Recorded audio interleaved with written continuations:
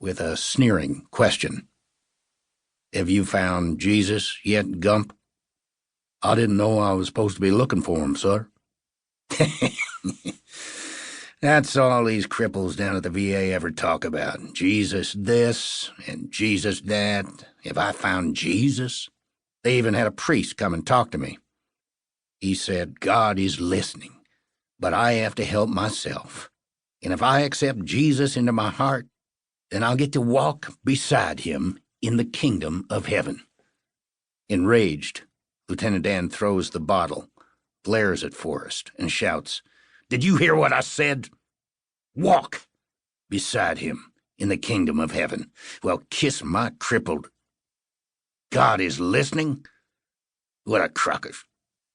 Forrest quietly says, "I'm going to heaven, Lieutenant Dan." Lieutenant Dan, bitterly, "Oh? Well, before you go, why don't you get down to the corner and get us another bottle of Ripple?" In the ballroom, I hear dry chuckles from the audience. A clip from later in the film begins. Lieutenant Dan has found his way to Bayou Battery, Alabama, and goes to work on Forrest's shrimping boat. One dark night, a squall comes up, a real act of God. All the other shrimping boats sensibly return to port, but Forrest and Lieutenant Dan stay out at sea. During the storm's fiercest moments, Lieutenant Dan climbs to the top of the mainmast, shakes his fist at the sky, and yells out at the wind and the waves, "You call this a storm? I'm right here. Come and get me. You'll never sink this boat." In an utter showdown with Providence, he vents his frustration, disappointment, grief, and rage. In the next scene, the storm is over, and the sun is out. Forrest's boat is the only one that survived the hurricane. Lieutenant Dan sits on the edge of the boat. He's finally let go of the anger, fear, and resentment over what has happened to him. He looks his former private in the eyes and says quietly, "Forrest, I never thanked you for saving my life."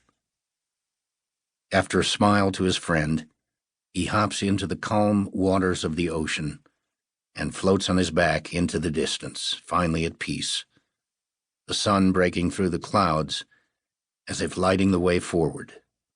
In a voiceover, Forrest says, "He never actually said so, but I think he made his peace with God."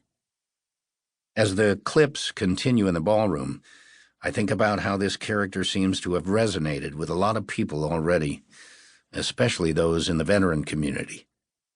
Shortly after the movie's release, Gary Weaver, a Vietnam vet who worked for the DAV, invited me to the DAV convention so that the organization could present me with an award for, quote, "an honest portrayal of a catastrophically injured veteran who served his country," unquote.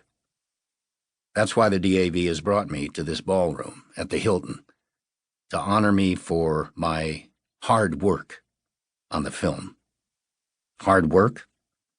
Waiting outside the ballroom doors, I stifle a snicker at the absurdity.